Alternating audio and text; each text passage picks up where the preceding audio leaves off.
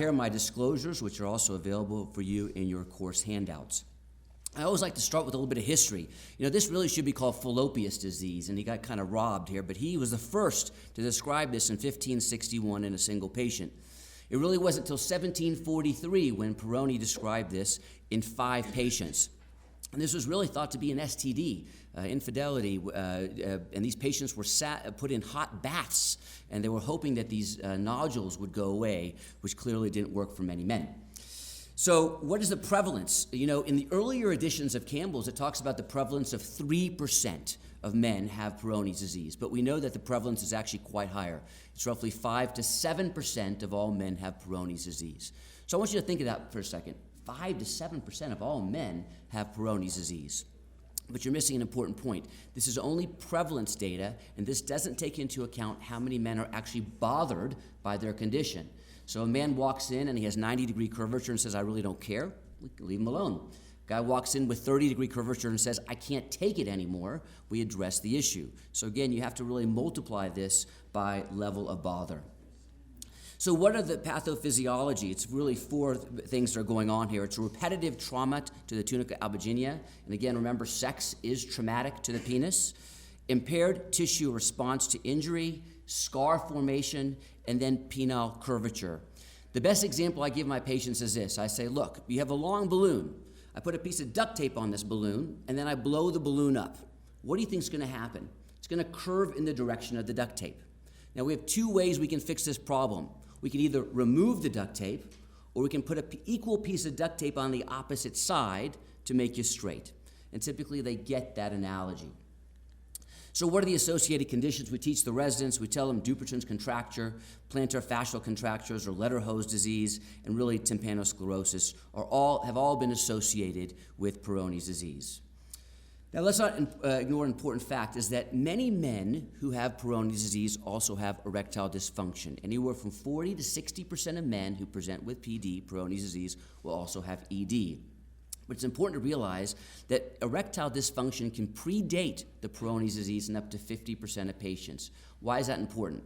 I think if a man has a 100% rigid penis, it's pretty hard to injure. If he has 50% rigid penis, he can't penetrate in the first place. He can't injure. But the trouble comes into when you're 80, 90, 70% rigid. You're going to be able to penetrate, but you're going to buckle. You're going to injure. So that mild ED is where you start getting into a little bit of trouble. Also realize that ED may be due to psychogenic causes as well, because remember that Peyronie's disease has a significant psychological impact on these patients, and many of these men are suffering from psychogenic ED. So what are the risk factors? I put them in 4 categories. There's genetic, and we know that even 2% of men who have Peyronie's disease have a family history of Peyronie's disease. There's trauma, as we mentioned earlier. Vascular, we know that diabetics, if you're diabetic and have ED, 20% chance you'll have Peyronie's disease. And then low testosterone as well. And I think it's important to just talk about this low testosterone concept. Back in 2009, we presented, it was only an abstract looking at 34 men, and we did duplex ultrasounds, and we measured testosterone levels on them. Men with ED, the prevalence of hypogonadism was roughly 41%. But if you had ED and Peyronie's disease in our study, the prevalence went up almost to 77% were hypogonadal. Several years later, Abe Morgenthaler published a study looking at 121 men with Peyronie's disease.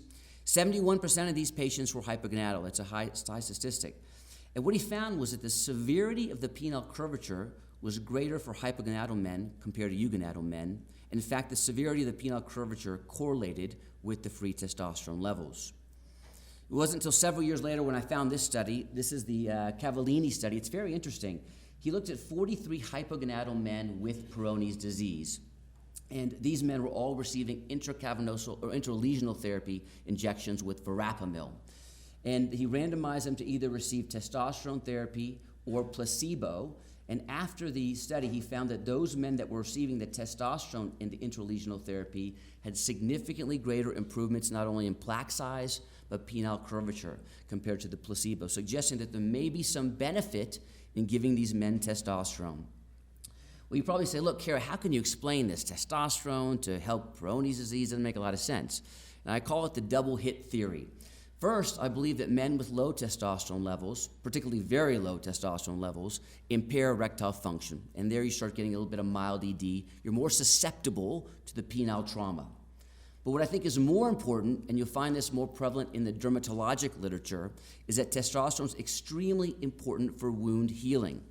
In fact, we have low testosterone levels. It's actually pro-fibrotic. Not only you can see that in the tunica albuginea in animals, but also in the corpora cavernosa as well. So it's a double hit. Not only are you more likely to get the injury, but if you get the injury, you're less likely to recover. And there's your plaque. So several years ago, we started an FDA-approved randomized trial giving men testosterone to help improve their Peyronie's disease. Now, I don't believe that testosterone necessarily makes the plaque go away, but I do believe that if you give testosterone early, it does help prevent further curvature of disease, which is also considered success. Because if a man walks into your office in the active phase and he's 40-degree curvature and he's functional, yes, if I get him down to 0, that's great. But if I also prevent him getting to 90, that's also success also, right? It's very important.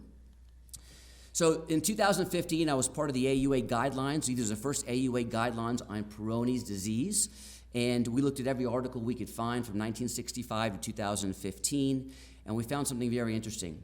We have very poor data to support how we diagnose and treat men for Peyronie's disease. And I'll show you during this presentation some of the areas where we had guidelines and statements. First, in the diagnosis. So a patient comes into your office, you want to assess comorbid conditions. Has he been treated by any other physician or urologist? I think one of the most important questions is assessment of his erectile function. It's actually very important because I tell patients there's no point in making your penis straight if you can't get an erection. There's absolutely no point. So if some patients say, look, I have severe ED, but I'm willing to do intracavernosal injection therapy, I say, great, there's a purpose to making the penis straight. And we discuss a penile implant. But you want to go through symptoms, onset, duration, severity, and exacerbating factors. So in the guidelines, in statement number 1, we ask clinicians to assess 4 things, very important. Assess penile deformity in history, interference with intercourse, penile pain, and or distress. And on the physical exam, we also ask the clinicians to assess palpable abnormalities of the penis. What about examination? We think it's important to measure the penis in the flaccid and the erect state. We think it's important to inject intracavernosal injection therapy and assess the curvature yourself. Typically, patient estimates are unreliable. Now, there's several ways to assess curvature. You can use visual estimates, photography, protractors, goniometer. We typically use a goniometer, but it's important to assess the curvature. We did feel it was important that if you are going to operate on someone, do an intervention, you absolutely have to witness and observe the erection yourself with intracavernosal injection therapy. You don't have to have a duplex, but you have to inject the patient and look at the curvature yourself before there's any invasive intervention. So what are the phases of Peyronie's disease? It's the active phase. Remember, it's associated with pain. There's a changing deformity, and I typically teach my residents the Mulhall numbers, which are the 15, 40, 45. 15% of patients improve, 40% of patients no change, 45% of patients will get worse during the active phase. This is where you really want to focus on medical therapy. During the quiescent phase, stable, no further deformity, and you really have a disappearance of the painful erection, and this is where you want to focus on surgical therapy. You do not want to operate on someone in the active phase. That's typically a very popular board question. And don't use pain as your marker, because remember that up to 1/3 of patients in the active phase will not have any pain with deformity. So what are the treatment options for Peyronie's disease? There's surgical options and there are medical treatments. And I'm really going to focus mainly on the medical treatments. And these include injection therapy, they include topical therapy and oral therapy, and finally they focus on traction therapy. And these are the 3 therapies I talk about to my patients when we get started. So let's look at these. First at topical therapy. There is no data to support topical therapy for the treatment of Peyronie's disease. Many patients come into my clinic and they've been on Verapamil cream. I think, John, your institution showed that Verapamil cream never makes it into the plaque, let alone this is prescribed very, very commonly. How about oral therapy? The number 1 therapy that urologists prescribe for Peyronie's is vitamin E. There is no data to support that vitamin E is effective for the treatment of Peyronie's disease. In fact, very, very, very poor data on pataba, colchicine, tamoxifen, and carnitine. In terms of pentoxifylline, there have only been one case report by Will Brandt in 2006 showing mild benefit. So, what was the guideline statements? We felt pretty strongly to say that clinicians should not offer vitamin E, tamoxifen, procarbazine, omega-3 fatty acids, or a combination of vitamin E with L-carnitine. So again, the clinicians should not offer vitamin E for patients who present with Peyronie's disease. What about injection therapy? So first popularized by Larry Levine in 1994. These are Verapamil is a calcium channel blocker and increases collagenase activity. Some of the side effects include hypotension and headache. And the dosages are variable, but most use about 10 milligrams every other week for 3 to 6 months. And what did he find? You'll find that roughly 20 to 60% of patients will have an improvement in curvature, 20 to 60% of patients. And this improvement in curvature is roughly anywhere from 20 to 30 degree improvement in curvature. But I will show you something very interesting. If you look at the ARENA study, if you started the Verapamil injections early in the active phase, there was a 50% of these patients actually had an improvement. If you started the injections in the quiescent phase, only 10% of those patients saw an improvement, suggesting with Verapamil, there may be some benefit in starting in the active phase. Now, what's interesting, Verapamil was the most commonly used injection therapy that we had for Peyronie's disease, but had the worst data to support it. In fact, we gave it a conditional recommendation only based on grade C. Interferon injections have also been used, first popularized by Wayne Hellstrom. They inhibit fibroblast proliferation, increase collagenase activity. And we also noticed that they give flu-like syndromes, so we give them Tylenol before we start the procedure. It's expensive, and it does have variable dosing from 1 million to 5 million units every other week. What do they find? Typically roughly the same. Roughly 30 to 60% of patients will see an improvement. It's kind of all over the board. The degree of improvement in curvature is slightly less. It's anywhere from 12, sometimes up to 20 degree improvement in curvature. But again, it has been effective in many series. But I want to point out something very interesting. This is from Hellstrom's interferon data. And if you look on the left side, this is the placebo, and this is the interferon group. And if you look at the placebo in mean penile curvature and plaque size, we see a very consistent phenomenon. It doesn't have to be with interferon, it doesn't have to be with Verapamil.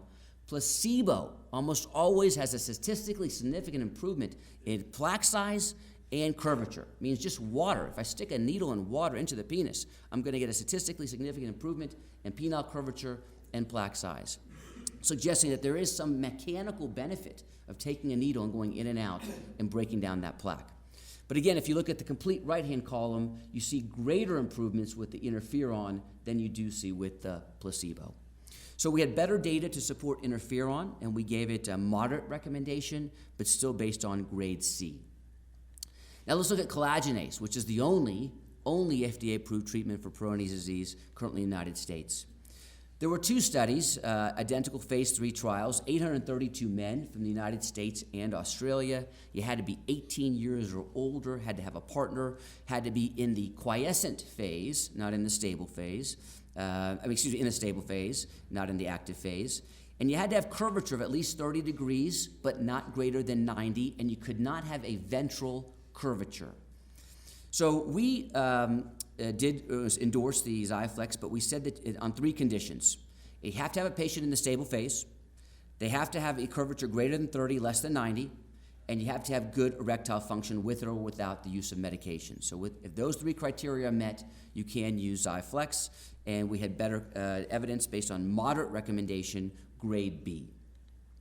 So this is how it works. You give an injection to a patient, they wait 1 to 3 days, they come back for the second injection, you wait 1 to 3 days, and then you do some modeling in the office, and then you wait 6 weeks, and you do it again. And this is called a cycle. Let me tell you the concern I have with the cycle. There is no data to support how they came up with this cycle. Even if you ask the company at that time, it was completely made up. Just we thought it would be a good idea to do it this way, and that's how we did it. But no data to support it. And if you look at the improvement in curvature, it's a little interesting. In the 2 studies, roughly 33 to 35% of patients had an improvement in curvature, compared to about 17 to 20% in the placebo arm. Again, not a home run drug. I tell patients about 30% improvement in curvature, and this is what about 30% improvement in curvature looks like. So if you look at this data, it seems like the more injections you give, the better these patients became over time. But they had to stop at 4 cycles. I can't help asking myself, what if I gave more cycles where I continue to see improvement? It's a thought. You have to counsel these patients on corporal rupture, and it's important. 0.5% of patients had a corporal rupture, up to 0.9% of patients had a possible corporal rupture, and we know that up to 3.7 patients had severe penile hematoma. So again, in the guidelines, we say it's very important to counsel them on ecchymosis, swelling, pain, and corporal rupture. Now, we can't avoid the elephant in the room. The elephant in the room is cost. These injections are roughly $3,500 an injection. So I want you to think of it this way. $30,000 buys you 30% improvement in curvature. That's what it is. $30,000 buys you 30% improvement in curvature. But David's Ralph groups had a very interesting study. They said, look, we're not going to give all 8 injections. We pay cash for this. We're going to only give 3 injections. And we're going to separate them a month apart. And what did he find? After the end of these injections, he found 31% of patients, mean improvement in curvature of roughly 31%. Very similar to giving all 8 injections with the collagenase, right?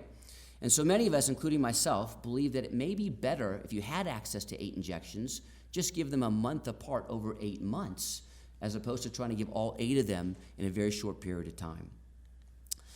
I just want to make a comment on Botox, because I think there is some benefits. The clinical trial that we're doing, Botox has been implicated in wound healing. One of the benefits of Botox is its anti-fibrotic properties. I published a study in 2004 using Botox in urethral strictures where we had some benefit. So we have finished now our study using Botox and injecting Botox into plaque. This is an FDA-approved randomized placebo-controlled trial, and hopefully we'll have some answers for you soon. Just a comment on penile stretching devices. First popularized by Larry Levine, 10 men, nearly all 90% failed medical therapy. They had to wear these things for 2 to 8 hours a day for 6 months. What did they find? About a 33% improvement in curvature with some improvement in penile length and girth as well. And again, if you look at the rest of the literature, it also shows some benefit as well. Improvement in penile curvature, improvement in erectile curvature as well. And many patients are now getting these stretching devices while they're getting the injection therapy or after surgery. Just a few comments on the options on surgical therapy. Again, I mentioned plication, excision and grafting, penile prosthesis. Remember, you have to have good erectile function in order to get a plication or grafting, or patients willing to do intracavernosal injection therapy. A little bit about the future. These are the guidelines. I'm only going to mention one thing, and I circled this. This is shockwave therapy. We had to put shockwave therapy in there because there's good data to support that shockwave therapy improves pain, but it is not implicated for curvature. It's for pain, but not curvature.